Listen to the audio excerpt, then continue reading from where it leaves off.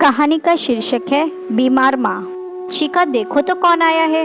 दीप ने उजली सुबह घर में घुसते ही कहा तो शिखा चौंक गई। माँ तुम?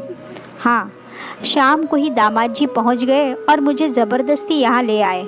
माँ ने संकुचाहट से कहा तो उसने प्रश्नवाचक निगाह से दीप की ओर देखा तो उसने मुस्कुराते हुए कहा, यहाँ भी माँ बीमार और वहाँ भी, तो दोनों जगह तो तुम देख नहीं सकती थी, इसलिए मैंने दोनों माँओं को एक जगह इकट्ठा कर दिया। अब मेरी भी प्रॉब्लम सॉल्व और तुम्हारी भी। शिखा की आंखों में आंसू भर आए। उसे याद आया कल बच्चों के कपड़े प्रेस करते समय स्पीकर फ़ोन पर माँ से बात कर रही थी तो उसने कहा था, माँ जब मेरी सासू माँ ठीक हो जाएंगी मैं तभी आ सकती हूँ। आजकल ये ऑफिस में बहुत व्यस्त है और बच्चों के स्कूल भी है, तब तक तुम अपना ध्यान रखना। और कहते ही उसकी आंखों से आंसू टपक गए थे, जो कि उसी वक्त अंदर आते हुए दीप ने देख लिए। क्या हुआ?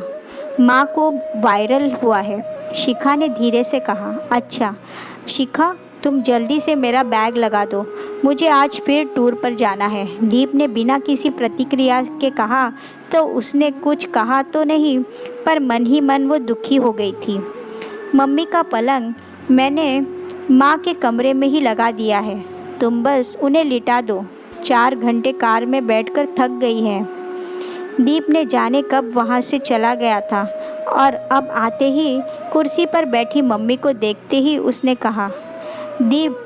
शिखा की आंखें कृतज्ञता से नम हो उठी तो वो प्यार से बोल उठा, शिखा मैं तो केवल ऑफिस देखता हूँ, पर तुम तो घर, बच्चे, मेरी माँ, मेरा पूरा परिवार और खुद मुझे भी संभालती हो। और जो इतना कुछ संभालती है उसी की माँ बीमारी में अकेले रहे तो लानत है मुझ पर, और लानत है मुझ पर जो धैर्य खोकर आप पर कितने लांछन लगा बैठी। शिखा बुदबुदाई।